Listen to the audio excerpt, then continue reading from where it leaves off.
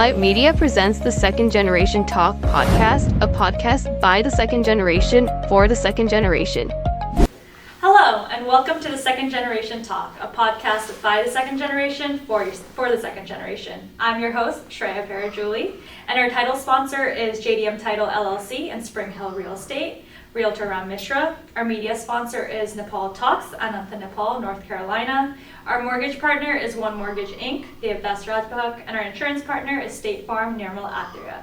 And today with us we have Ms. Suhani Pant, an experienced professional working at MITRE as a software engineer who went to Virginia Tech for undergrad in computer engineering. So welcome, Suhani. How are you? Thank you so much for having me. I'm really excited to talk to you.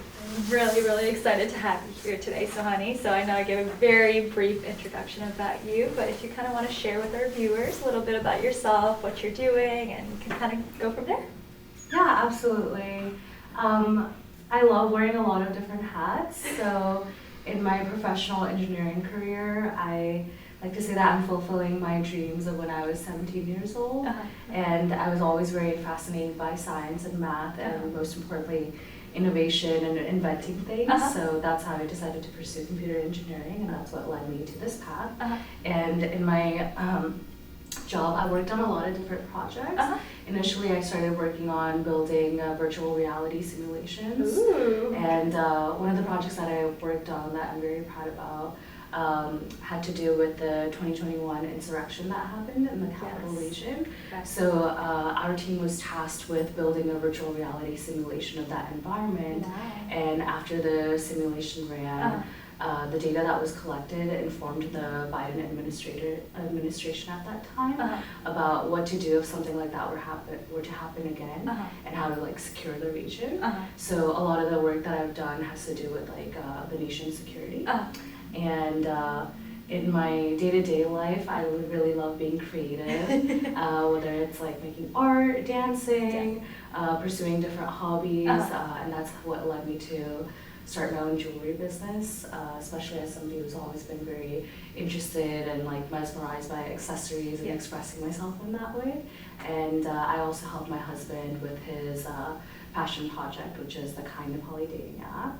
And other than that, I just love meeting new people, and I'm so excited to be here and be part of your ecosystem of all the different second generation people that you interviewed. That's awesome. Clearly you've worn a lot of hats, and we will dissect all of that. I'm super excited to hear about everything. So I guess let's start off with kind of the software engineering side of it, and kind of, if you don't mind, just walking us through your journey of how you kind of decided to get into that. Were there any cultural influences from your Nepali background, or was it just a personal decision to get into it, or did your parents or family have a say in that? Just kind of sharing that piece. Yeah, absolutely. And I'll also give a little bit of advice for anybody who's trying to figure out what they would like to pursue in their college career. So for me, my interest started with going to the high school that I went to at that time, which was a biotechnology focused high school. And I learned about what biotechnology is, and I was very fascinated by the intersection of medicine, our human bodies, and technology, and all that entails. And I started taking a lot of challenging science, math, engineering classes. And that's what I would recommend starting off with first, especially for just getting into high school, for example. And then I went to a governor's school program where I started taking classes at George Mason University when I was in high school.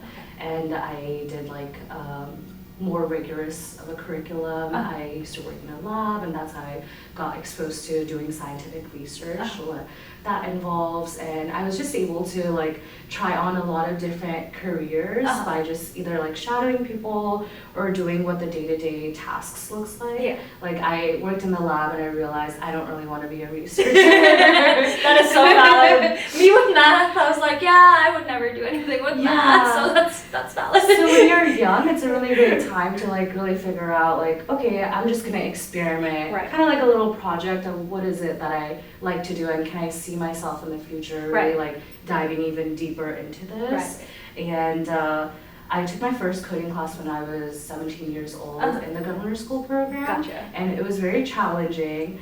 But as somebody who likes DIYing things and building things, I realized that's giving me the skills and tools to build whatever I want from scratch. It felt rewarding, Which clearly. is like incredible. Right. Yeah. And even though it was really hard, Right. I was able to like connect to my dad, who's also an engineer. Gotcha. And he would help me out. Yeah. And it's like a very like teamwork oriented field.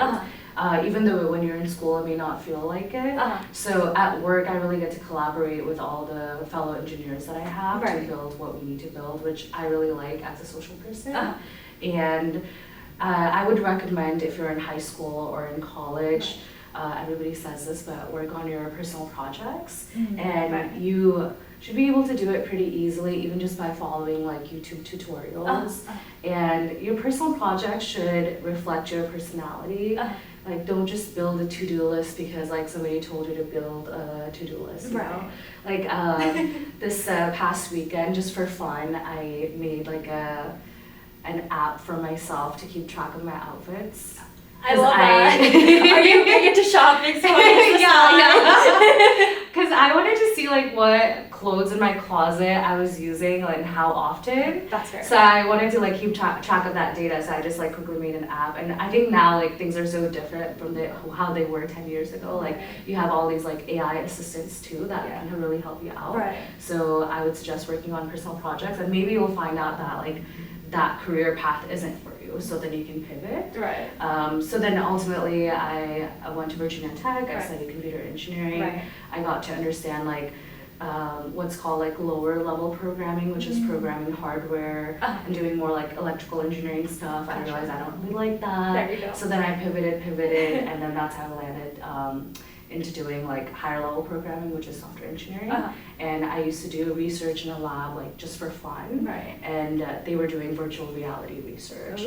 And that was not something that I studied in school or they had classes for. So I just took on this like research role, and it was a very creative way of coding because you get to like build 3D models of a virtual reality basically. And that's what I wanted to pursue in my career. So when I was doing my internships, again, that's like another really great way to understand what you want to do in your career. I chose internships that were providing like different types of programs, working on different fields. And that's how I figured out, okay, I like this, but I don't like this. And then eventually I was able to craft where I want to work. And that's how I came to MITRE. That's awesome. I guess just going like diving in a little deeper in terms of that, I know a lot of viewers may be like only child, like they may not know like what resources are out there, or how to even get started with these like personal projects or internships or things like that. So I guess what kind of advice would you give people who may be interested in like VR and things like that you share, like how would they get started and where would they even begin? Because I know it can get very overwhelming really fast. Yeah, absolutely.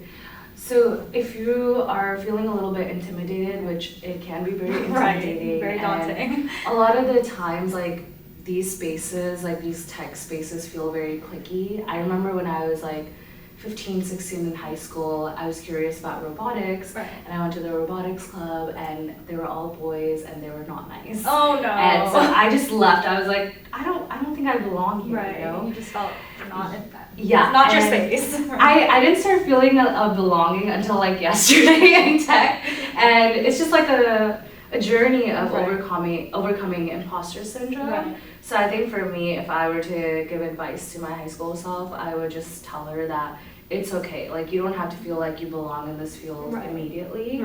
And if you're not a self-starter, like you don't feel comfortable just Googling things, YouTubing things, I would really suggest looking at what your school offers. Taking a programming class or some sort of a tech class that can have like a really low barrier to entry.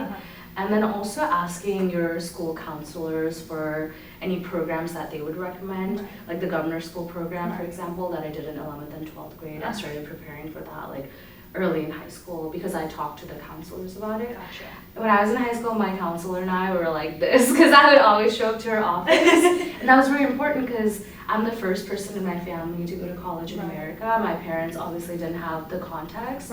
So that counselor figure and any other like high school teachers or resources were so crucial in me moving forward in this journey. And they helped all of these things feel a lot less intimidating. And there might even be like programs that you can do in the wintertime or the summertime, and your counselor is going to be a great resource for that. And another tip is that when you Google, you're gonna find like a wide array of things, obviously, but your counselor is gonna have access to like very, very local things That's awesome. that may not even have a website, Right. that you may not even find on Google, you know? Right. So definitely don't overlook that resource. At my high school, every single week the counselor would print out a list of scholarships, all local That's scholarships. awesome. So I would search for it, I would take that paper, I'd go home, write the essays, apply, you know, so like, Right. if you don't have a resource, you're an only child or the first person going Right. to school, like, you can really turn to the resource there. Right. And of course your teachers as well. I really relied on my STEM teachers, like all of my coding teachers, my like science, math teachers. Right. They were also a really great resource because they at some point in their lives also went to school for something STEM related, right? Gotcha. So even though you may not have that role model in your family, like you can find somebody there for Right, sure. right. Yeah. And I'm sure you're gonna share my contact information. So if anybody Yes. watching this is curious, you're welcome to reach out to me and I'm happy to give you that big sister advice. That's awesome, Suhani. That's very sweet. So all of our viewers, if you want some advice, Suhani's here to help. And I definitely appreciate you sharing that because I feel like a lot of people are hesitant to reach out because they don't know where to start. But like you said, your teacher, your counselor, those people are there to support you. I feel like this is a time where you should feel comfortable networking, talking to people, trying to figure out like what you're interested in, things like that. And clearly, you were a big self-starter, so you clearly did that throughout high school and college, and it led to where you are. Yeah, today. and I would love to add something else in here about Right. like the counselor piece. Yeah. I went to school for free and I didn't have any like debt when I was graduating. Right. That's awesome. And the Congratulations. Reason, thank you. That's awesome. The reason I was able to do that is because of the scholarships Right. that the counselors like were researching and were connected with the community, Right. right? Like I didn't have some big scholarship that paid for everything in school. Small. When I was in high school, I would apply to the local scholarships and I got like $1,000 here, $2,000 here. And it adds up. Yeah, like 5,000 this, Yeah. this, and then it added up to just have like enough pool of money for me to go to like my first year of school and pay for my dorms and everything. Right. And then the second year of college, I started applying to scholarships again. There you go. And then I got an internship, right? And then that gave me a salary and then I saved up. So over the course of the 4 years, like having that cycle of applying to scholarships, winning the local scholarships, sometimes like broader scholarships is how I was able to pay for school. Right.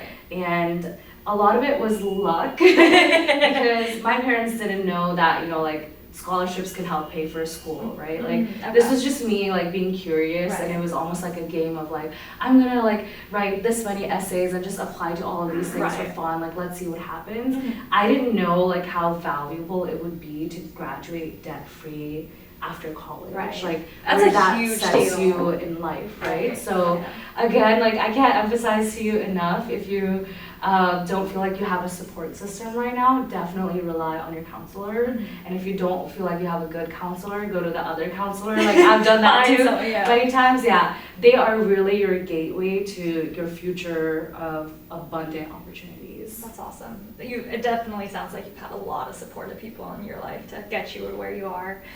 So I guess just a fun question: if you weren't in tech doing software engineering, do you think Suhani in another multiverse? Yeah. What do you think she would have done? Do you think you would have stuck to computer engineering, or would you have taken a completely different route?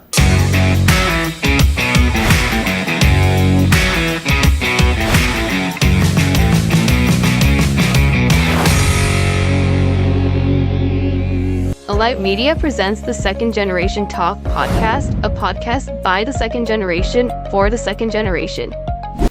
Hello, and welcome to the Second Generation Talk, a podcast by the second generation for the second generation. I'm your host, Shreya Parajuli, and our title sponsor is JDM Title LLC and Spring Hill Real Estate, Realtor Ram Mishra. Our media sponsor is Nepal Talks, Anantha, Nepal, North Carolina. Our mortgage partner is One Mortgage Inc., the Best Rajbahak, and our insurance partner is State Farm, Nirmal Athria. I would be a full-time artist. Okay. And a yoga teacher. That is so fair. And the nice thing about like being an adult and having done what you needed to do Right. to build your beginning pool of your generational wealth Right. is that I am able to do that now. Right. That's how I'm able to pursue my jewelry business, my husband's dating app, Right. and also focus on like my other hobbies. So I guess let's talk about that now. Okay, so let's dive into your jewelry business and kind of what inspired you to start it, and if you want to just share what it's about, like what you focus on with your jewelry. Yeah, absolutely. And it's connected to our culture for sure. That's so awesome.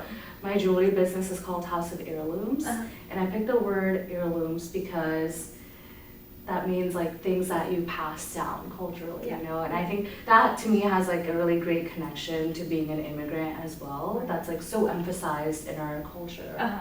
And I wanted to source and design pieces that you can pass down, share with your friends, or even pass down to the next generation, or pass up to your mom. So I don't have any like immediate entrepreneurship influences in my family, but in 2022, I had my Eat, Pray, Love journey. I went to Nepal by myself. That's awesome. And how was it? It was really like, it was life-changing. Really? I got to spend a lot of time with my mama and my Jew, who are entrepreneurs. And I would go to my Jew's Saturday market every weekend that I was there. And she would sell handmade bags. And I love going to markets. I love like buying things from artists. So that was something that I was very much used to. But when I went to her markets, I got to be on the other side and really like sell to people and understand like the value of that. And so she really encouraged me to sell jewelry, right? And she was like, you know, like just take like 100 like little earrings back and like sell it there. You know, you're gonna love it. And I was like, and she somehow convinced me. And I remember I was like showing my husband and Amma at that time the jewelry that I had gotten to sell in America. And oh no, bless their heart, but their reaction was like, are you serious? Like, oh no, you did all of this, like you're an engineer and you're gonna now like, you're gonna sell this, you know? And I'm bringing that up to like just understand like the mindset at that time of like how we look at entrepreneurship and how a lot of times like the values of entrepreneurship that you need to thrive, like they are kind of in competition with the values that we're raised with as women.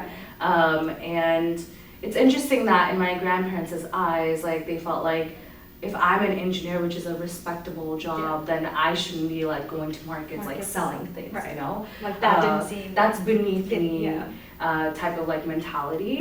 And anyway, like I charged forward because I felt like there was something there, especially because I had gotten a small taste of it being a vendor at my Juice markets.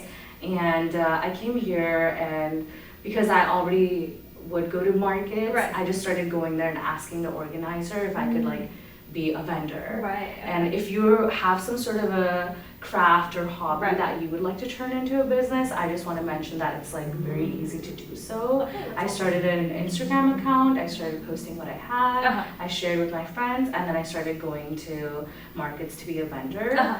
And so not a very hard like barrier to entry. Anyone can kind of go in. Yeah, absolutely. So like if you're in high school and you're a painter or you like to crochet, you know, like you can definitely come and be a vendor at these markets, and it's a really great way to make an extra income. And out of all the things that I do in my life and out of all the hats that I wear, this one thing, being a vendor at markets, is the thing that helps me experience like the highest level of flow state, where I feel like I'm just like floating while I'm talking to customers and I'm really serving my purpose. And I never envisioned that, but the reason I experienced that is because this is a very, very feminine space. So when I have all my jewelry laid out and women come to my booth, and sometimes men as well, everybody, they get so excited. They're like, wow, I want to take a little bit of everything, or just seeing the joy in their faces. Because it's a way for them to like express themselves, right? And that's like, I'm the vehicle for them to express themselves through the jewelry that I've sourced. And I love getting to style people like on the spot, recommending, oh, I think you would really like this, I think you'd really like that. And that to me has been very healing, because for a huge part of when I was growing up and I was in these engineering spaces that were super male dominated, I hid away my femininity for survival. And I wish I could go back to my 17-year-old self and say that you don't have to do that. But I think I did, you know, like at that time, to be taken seriously, unfortunately. And luckily now I get to like have a holistic identity that has like all the little aspects of the mosaic, like being an artist, being an engineer, Right. being an entrepreneur. Right. But I really, really love this job, and I'm really grateful to have it. And I would highly recommend anybody who has a passion like that to also look into it. Gotcha. So I guess bringing it back to kind of how you've been incorporating the Nepali culture into your jewelry. So how have you been kind of doing that and expressing, your heritage and where you're from with these pieces? Yeah, absolutely. After I graduated from college, I was struggling with a lot of health issues, and the things that I was turning to happened to be things that were already part of our culture, like yoga, meditation, eating a plant-based diet.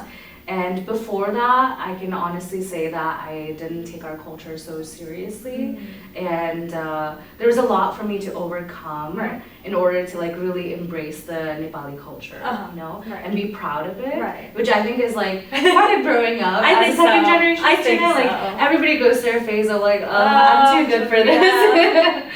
So a lot of the jewelry pieces that I source, like stone jewelry or jewelry with like symbolism, it has symbolisms of like yoga, meditation, things like that. Gotcha. And like certain stones, for example, are radiating a certain type of energy, so I like to source jewelry like that, so when you have that on your body, you can embody the energy of that stone, like whether it's like intuition or love, things like that. Right. And I would describe all of my jewelry pieces as like very spiritual. Gotcha. Yeah.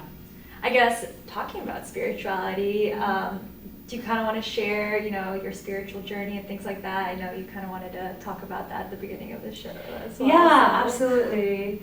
Yeah, so like I was saying earlier, I started diving into my spiritual journey to improve my health symptoms. Gotcha. At the time, and after I graduated from college, and this also has to go with like having to be your own role model and having to carve out your own path. I turned to a lot of like self-help books. Okay. And the ones that I was gravitating towards were naturally very much like spirituality oriented. Gotcha. But from like a Western perspective. Gotcha. I think the first one that I read was Atomic Habits. The classic. I think everyone. I think everyone has read that. And then like I started diving more into like Eckhart Tolle and his book called A New Earth, and that has like concepts of Buddhism from like a Western perspective. Gotcha. I read this book called Recovery of Your Inner Child, so that's how I learned about that. Like just understanding myself, my story in the context of like how I grew up, my family, and who I am going to be as a woman. And meanwhile, I would go to like different events that were offering yoga and meditation. Gotcha. And when I went to Nepal in 2022, I did a meditation program. So for several days, I was like learning a specific type of meditation. Gotcha. And that was by Sadhguru. And since then, like I pursued that, and I've just been curious about different types of meditation programs. And more recently, I've been studying Buddhism because I know that this is like the right path for me. Gotcha. So yeah, if you're curious, like I would recommend getting started first with the reading books. Gotcha. Yeah.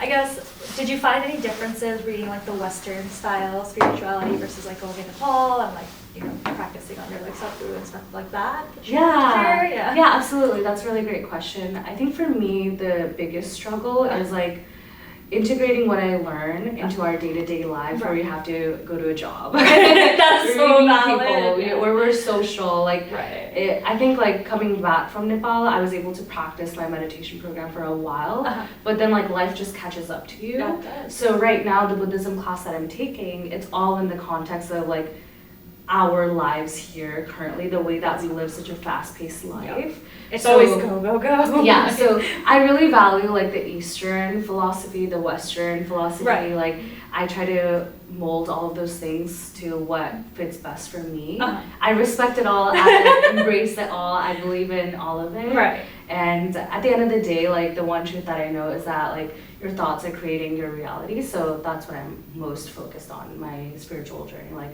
how do I like kind of make it like a garden inside of my mind before I go into the world and approach the world. So I'm appreciative of all the Western, Eastern, all of the philosophies. Right, awesome. And it clearly seems like it's helped you a lot. You've grown so much, and I feel like your experiences have been wonderful. So I hope you continue, and I hope it goes the way that you want it to, for sure. Yeah, thank you so much. Okay, so I guess another question for you is just how do you go about approaching self-doubt? like in the tech space or in the jewelry industry, just in general? How do you kind of overcome that? Because I feel like with second generation, no matter what you do, I feel like a little bit of self-doubt is always there, and I feel like people feel like there's a lot of imposter syndrome. So I guess how do you kind of overcome that? And like what advice would you give to second generation youths around this? Yeah, absolutely. I think overcoming self-doubt is a practice. I don't think there's ever been a point where I've like, taken the self-doubt Right. trash bag and tossed it out. Like, Right. It's always like It's always there. And how I learned that is because I was talking to one of my role models at work who's like very high up in her career. Everybody looks up to her. And I asked her about how like she overcame imposter syndrome. She's like, girl, I didn't overcome anything. Like, She's like, I still deal with it. Feel that. So then when she said that, I realized, wow, like this is not something that goes away. It's something that you accept, and then you have a practice of how to like overcome it. Right. So a lot of times in the moment I turn to affirmations. Okay. And I love going to ChatGPT to help me figure out like very pointed affirmations and that I repeat to myself. That's like a very simple thing you can do. Right. But the like more significant but harder thing that I've done that has helped me overcome my self-doubt is having an ecosystem of my mentors as well as people that I mentor. Gotcha. So I have a lot of mentors at work, and you can find mentors anywhere. Like I remember when I was in high school, my peers were like a couple years ahead. They were my mentors in a way. And it can be like very direct mentors, somebody you ask, like, can you please be my mentor? Right. And you directly have asked them. Or somebody that you just absorb and look up to can be your mentor. Right. And you see them doing it, especially as a woman, like when I look up to other women, like doing the thing that they're like so passionate about, that helps me alleviate my self-doubt. That's awesome. And self-doubt isn't just present in like tech or in the jewelry business, it's also present in like being a wife. That's like a new role that I've taken on. But I don't know how to be like a modern like American Nepali wife. Right. So You're figuring that out. Yeah. So I look up to my peers who are like 5 years older, you know? And at the same time, it's so important to pass on your knowledge to people who are like a little bit younger than you, or they're like a little bit like early in their journey, whatever journey it is. So when I was in college, I really, really valued mentoring students. And that like believing in them and them looking up to me, that made me feel like I belong here. We all belong here.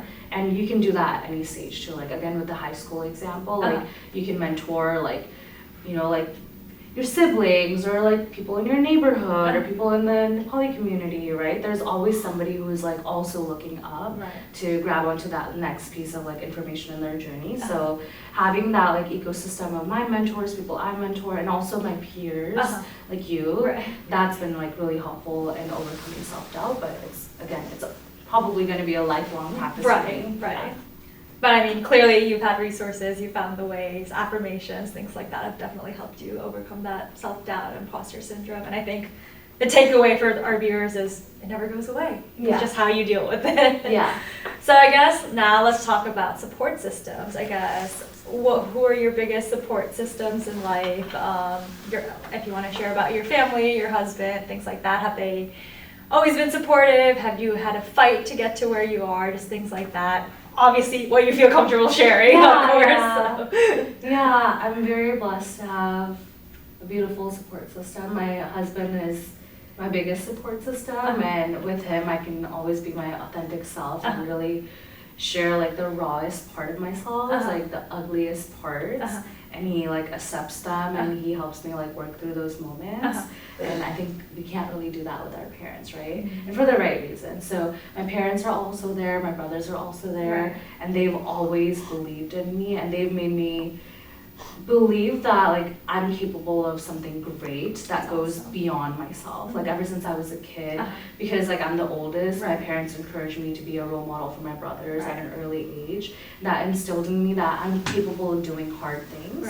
So they're my support system in that way. They've come to my like jewelry business markets as well, and that's like new for them. It's like a brand new concept, but they believe in me, and they want my jewelry business to get to a point where they're like packaging my orders. So very supportive. Yeah. I also really rely on my girlfriends. Uh-huh. I really believe in my strong female friendships. Right. And also supporting other women what their dreams are, like that helps me believe in my dreams as well. Uh-huh. So I value that a lot. And on a personal level, I really rely on journaling, and I've been doing that probably for like, I don't know, like 15 years. All right, Suhani, so I know you've given a lot of wonderful advice today, but I guess any last piece of advice or things you wish younger Suhani knew, or something you want to share with our viewers to take away that you haven't shared already? Yeah, I would tell my younger self to take care of herself. That's something that I didn't really do, and I always was almost like hell-bent on having academic accomplishments and deriving my worth from that. Mhm. And now I'm realizing that I didn't need to do that, you Right. know? So I didn't need to like burn myself out so much. Mhm. So this isn't like general advice for everybody, but this is advice just for me based on my life. Like I would tell my younger self, especially my teenage self, to enjoy my life. Right. And that everything's gonna work out. You know, Right. you don't have to have like all A's, and you don't have to be sad about like an A minus. Right. And you don't need to figure out everything. Yeah, exactly. I would tell her, relax, like take a deep breath. It's gonna be okay. It works out. Enjoy Maybe the that can journey. be helpful to people who are trying to figure out their lives on their own too. Like it'll work out, and everything that you're going through is just gonna be a part of your story. That's awesome. Well, Yeah. thank you so much, Suhani. Thank you. All right. Thank you for watching The Second Generation Talk, a podcast by the second generation for the second generation. Be sure to like, comment, and subscribe to our YouTube channel, and be sure to look out for more episodes. Thank you.